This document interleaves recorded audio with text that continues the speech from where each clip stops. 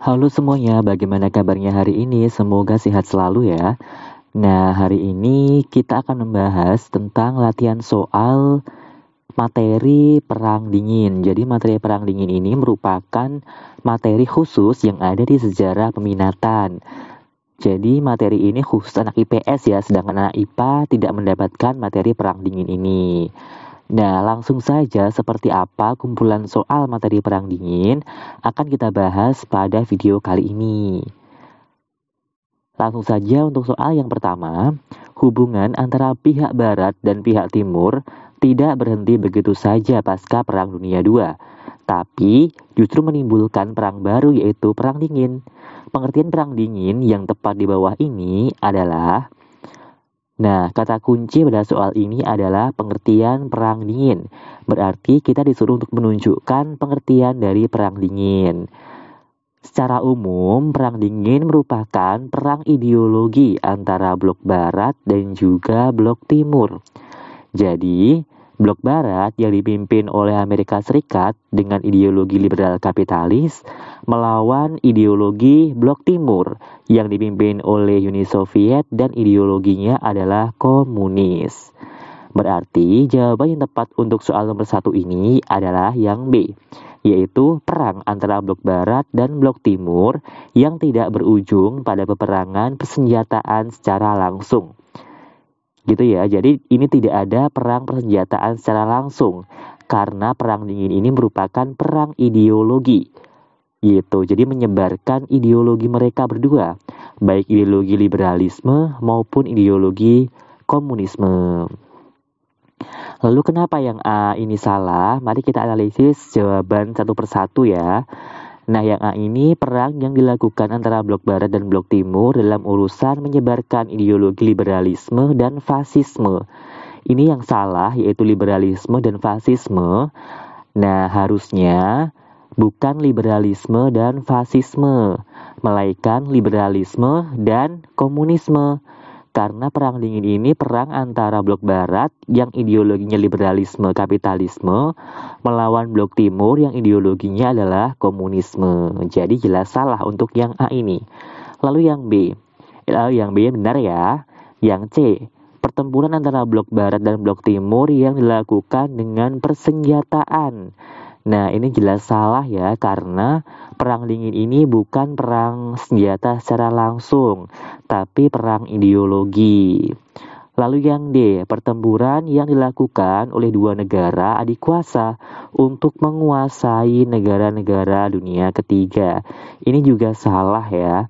Kenapa kok salah? Karena perang ideologi ini bukan untuk menguasai secara langsung, tetapi hanya untuk menyebarkan ideologi mereka berdua gitu ya. Lalu yang E, pertempuran blok barat dan blok timur yang dilakukan dengan pertempuran persenjataan secara langsung. Ini jelas juga salah ya, karena perang dingin tidak dilakukan pertempuran persenjataan secara langsung.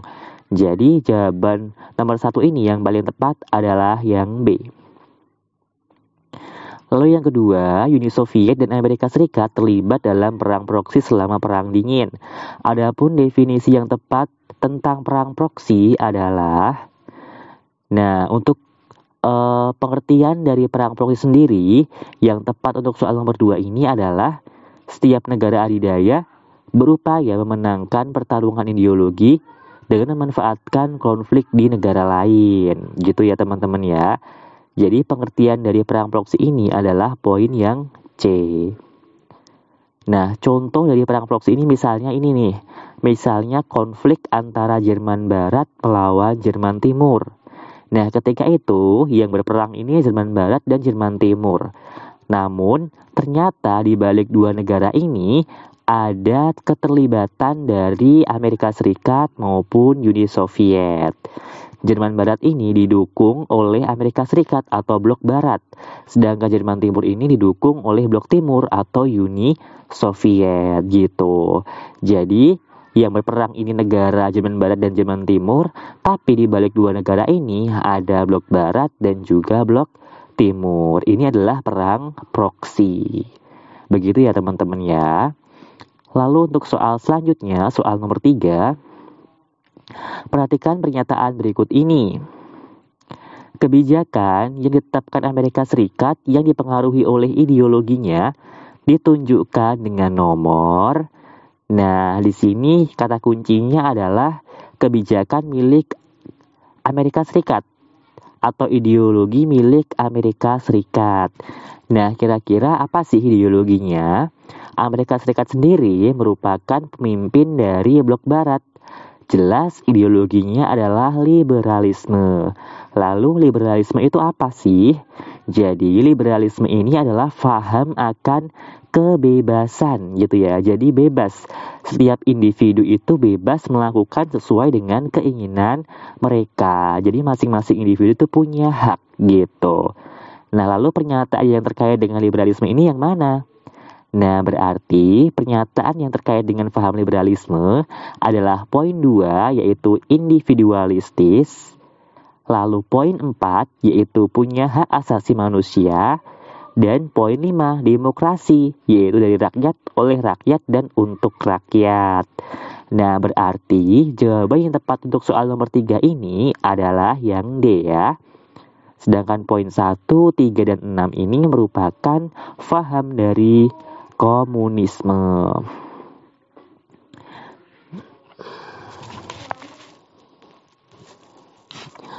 Lalu kita ke soal nomor 4. Dalam persaingan politiknya, salah satu negara adidaya membuat rencana Marshall atau Marshall Plan. Nah, Marshall Plan adalah, kira-kira Marshall Plan ini apa sih? Nah, teman-teman harus tahu ya bahwa ternyata Perang dingin ini melibatkan berbagai bidang. Salah satunya ialah di bidang ekonomi. Di bidang ekonomi ini, baik blok barat maupun blok timur juga saling berlomba-lomba. Nah, blok barat sendiri mempunyai kebijakan namanya Marshall Plan. Sedangkan blok timur mempunyai kebijakan Molotov Plan. Marshall Plan merupakan bantuan ekonomi yang diberikan blok barat untuk negara-negara di Eropa Barat. Sedangkan Molotov Plan untuk negara-negara di Eropa Timur. Berarti soal nomor 4 ini jawabannya adalah yang D. Bantuan ekonomi yang diberikan oleh blok barat terhadap negara-negara yang kalah dalam Perang Dunia II di kawasan blok barat. Jadi Marshall Plan dari blok barat untuk negara-negara Eropa Barat, sedangkan Molotov Plan ini negara-negara bantuan dari negara blok timur untuk negara Eropa bagian timur juga. Gitu ya teman-teman ya. Barat ke barat, timur untuk timur juga gitu. Harus diingat-ingat ini. Biasanya untuk Marshall Plan maupun Molotov Plan ini sering keluar di soal-soal UTBK materi perang dingin. Lalu untuk soal nomor 5. Perhatikan informasi berikut ini. Langsung ke soalnya ya. Alasan Stalin merasa khawatir dan terancam dengan adanya kebijakan Marshall Plan ditunjukkan oleh nomor. Nah, di sini kenapa sih Stalin ini khawatir? Stalin sendiri ketika itu merupakan pemimpin dari Uni Soviet yang merupakan blok timur. Sedangkan Marshall Plan sendiri merupakan kebijakan dari blok barat. Jadi, kenapa ya blok timur ini khawatir dengan kebijakannya blok barat? Nah, kira-kira kenapa? Jawaban yang tepat untuk soal nomor 6 ini, yang pertama adalah karena integrasi ekonomi dengan barat akan memicu negara-negara blok timur untuk memisahkan diri dari kendali Soviet. Lalu poin kedua, Marshall Plan dituduh sebagai upaya Amerika Serikat membeli Eropa agar berpihak kepada Amerika Serikat. Dan juga poin 3, kemajuan Eropa Barat akan menimbulkan ancaman bagi Uni Soviet. Jadi untuk soal nomor 5 ini jawaban yang tepat adalah yang A.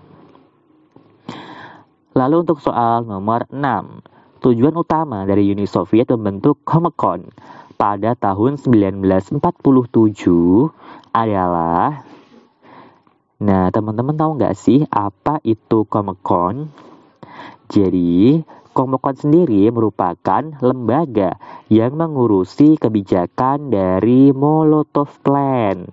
Tadi udah jelaskan ya bahwa Molotov Plan ini merupakan bantuan ekonomi yang diberikan negara-negara blok timur atau Uni Soviet kepada negara-negara Eropa Timur gitu. Itu ya, jadi ini adalah Comecon adalah lembaga yang mengurusi adanya Molotov Plan. Lalu apa sih tujuan dibentuknya Comecon ini? Tentunya tujuannya adalah yang D, menjaga agar negara-negara blok timur tetap berada di bawah pengaruh Uni Soviet. Gitu. Jadi dengan memberikan bantuan ini tujuannya agar negara-negara blok timur tetap berada di bawah naungan Uni Soviet agar mereka tidak lepas ke blok barat. Begitu ya teman-teman ya. Sekarang ke soal nomor 7. Pada tahun 1955, sejumlah pemimpin negara Asia Afrika mengadakan pertemuan di Bandung. Pertemuan yang dikenal dengan Konferensi Asia Afrika atau KA tersebut mempunyai pengaruh penting dalam upaya meredam Perang Dingin. Dikarenakan, ini adalah pengaruh penting Konferensi Asia Afrika. Kira-kira pengaruhnya apa? Konferensi Asia Afrika yang dilaksanakan pada tanggal 1950 pada tahun 1955 ini menghasilkan yang namanya Dasa Sila Bandung. Isi dari Dasa Sila Bandung ini nantinya akan ditindaklanjuti dan menghasilkan suatu gerakan yang bernama Gerakan Non-Blok atau GNB atau Organisasi Gerakan Non-Blok. Gerakan non-blok ini apa sih? Jadi, gerakan non-blok ini adalah gerakan untuk tidak memihak salah satu blok, baik blok barat maupun blok timur. Jadi, sifatnya netral dan dapat menjalin hubungan politik dengan negara manapun. Gitu ya. Jadi, jawaban yang tepat untuk soal nomor 7 ini adalah mendorong terbentuknya gerakan non-blok yang bersifat netral. Begitu, paham ya teman-teman ya? Jika ada yang ditanyakan silahkan langsung bertanya di kolom komentar. Lanjut untuk soal nomor 8. Istilah lain dari pengurangan ketegangan selama berlangsungnya Perang Dingin dinamakan. Pengurangan ketegangan selama Perang Dingin ini dinamakan sebagai periode detente. Periode detente ini merupakan periode di bawah kedua negara ini mulai berkurang intensitasnya dalam melaksanakan ketegangan Perang Dingin. Jadi, jawaban yang tepat untuk soal nomor 8 ini adalah yang C, yaitu detente. Nomor 9. Fakta pertahanan yang tidak termasuk di blok barat maupun blok timur ketika Perang Dingin berlangsung adalah, kira-kira jawaban yang tepat yang mana ya?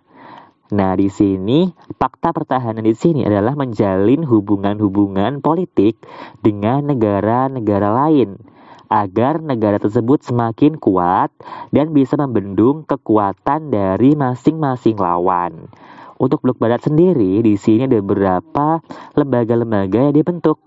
Di antaranya adalah NATO, North Atlantic Treaty Organization. NATO ini merupakan kekuatan blok barat atau ideologi liberal kapitalis di negara-negara Eropa. Jadi untuk membendung kekuatan komunis di Eropa, blok barat membentuk NATO ini.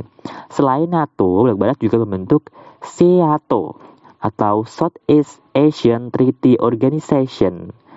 Berarti namanya udah jelas ya, Southeast Asian. Ini adalah dibentuk di Asia Tenggara. Jadi blok barat bekerja sama dengan negara-negara di Asia Tenggara untuk membendung pengaruh komunisme. Lalu yang ketiga ada METO atau Middle East Treaty Organization. Berarti kalau Middle East di sekitar Timur Tengah, Mesir maupun Afrika. Di sini berusaha untuk mencegah kekuatan komunis di sekitar Timur Tengah. Lalu ada ANZUS, Australia, New Zealand, United States. Nah, di sini berarti khusus organisasi untuk Australia dan juga New Zealand. Nah, ini adalah lembaga-lembaga milik blok barat. Lalu untuk blok timur apa aja? Sedangkan blok timur ini dia punya namanya Pakta Warsawa. Nah, Pakta Warsawa ini organisasi yang terdiri dari negara-negara komunis di Eropa maupun di seluruh dunia, gitu ya. Karena blok timur ini hanya punya Pakta Warsawa aja. Nah, nomor 9 berarti yang tidak termasuk di antara blok barat maupun blok timur adalah ASEAN. Gitu ya. ASEAN ini sifatnya netral dan hanya khusus untuk negara-negara di Asia Tenggara aja. Ini pun hubungan politik ya di antara negara-negara Asia Tenggara. Jadi tidak termasuk lembaga atau organisasi perang dingin.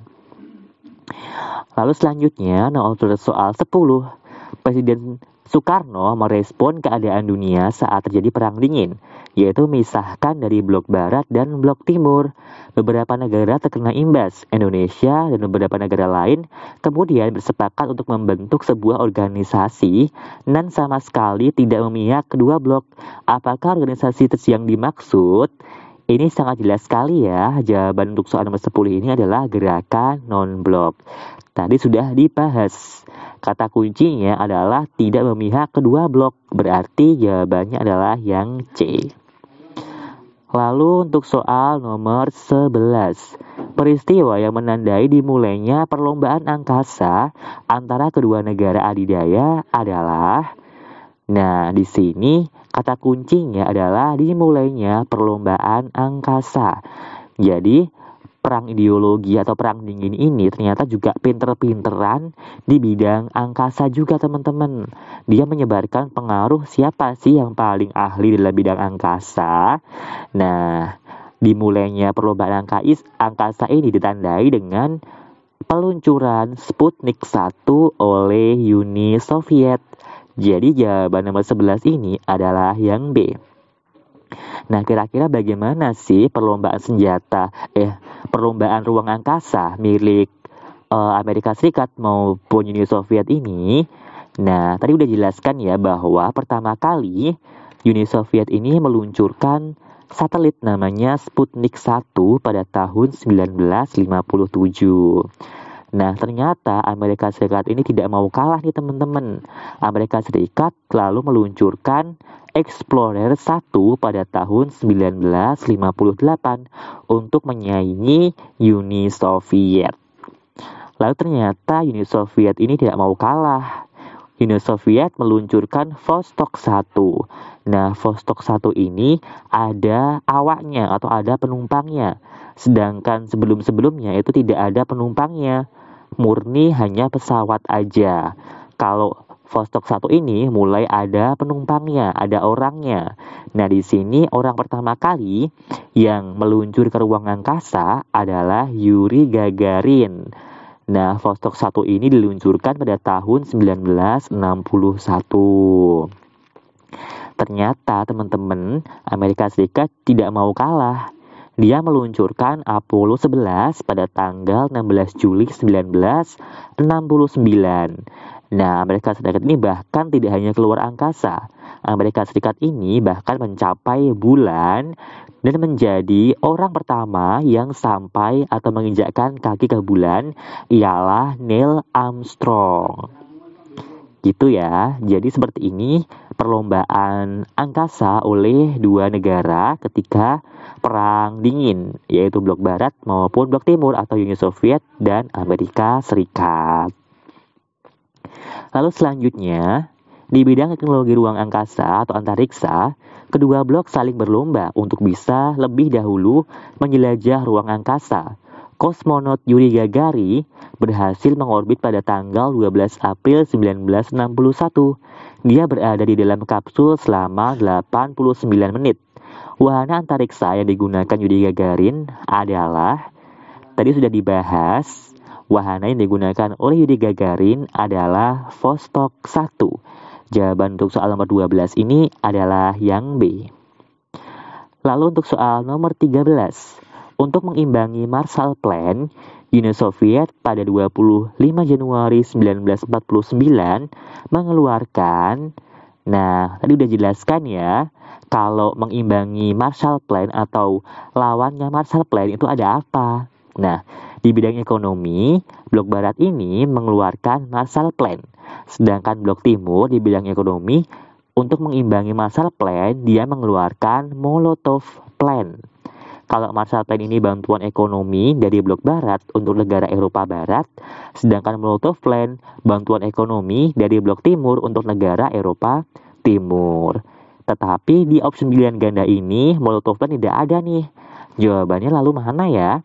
Nah, kalau tidak ada, berarti kita akan pelajari lagi.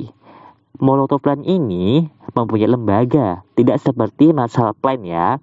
Kalau Molotov ini mempunyai lembaga atau organisasi yang mengurusinya. Namanya lembaga ini bernama Comecon. Jadi, sangat jelas sekali. Untuk soal nomor 13, jawabannya adalah yang D, Comecon. Comecon merupakan lembaga yang mengurusi Molotov Plan. Begitu. Lalu soal nomor 14. Badan propaganda milik Amerika Serikat adalah, nah ini adalah bidang spionase. Baik blok barat maupun blok timur saling berlomba-lomba dalam bidang spionase. Spionase sendiri merupakan kegiatan untuk memata-matai lawannya, gitu. Nah, untuk memata-matai lawannya, blok barat mempunyai namanya CIA. CIA ini adalah organisasi rahasia milik Amerika Serikat. Sedangkan blok timur mempunyai KGB. KGB ini merupakan organisasi rahasia milik blok timur atau Uni Soviet. Berarti jawaban untuk soal nomor 14 ini adalah yang A, CIA. Lalu untuk soal nomor 15, perbedaan pokok antara doktrin Truman dan doktrin Reagan pada periode Perang Dingin kedua adalah bahwa doktrin Reagan, pemerintahan Amerika Serikat, nah di sini pada masa doktrin Reagan, dia menetapkan kebijakan untuk menumbangkan setiap rezim komunis di setiap negara. Ini cuma kebijakan doktrin Reagan ketika itu. Nah, bedanya apa dengan doktrin Truman? Kalau doktrin Truman ini, dia justru memberikan bantuan untuk negara Turki dan Yunani agar Turki dan Yunani ini tetap berada di blok barat. Beda dengan doktrin Reagan, dia justru ingin menumbangkan komunis di beberapa negara. Begitu ya teman-teman ya. Nah, mungkin cukup sekian dulu untuk soal tentang Perang Dingin. Bila ada yang ingin ditanyakan, silahkan ditanyakan di kolom komentar ya. Jangan lupa yang belum subscribe, silahkan subscribe. Terima kasih. Wassalamualaikum warahmatullahi wabarakatuh. Bye-bye.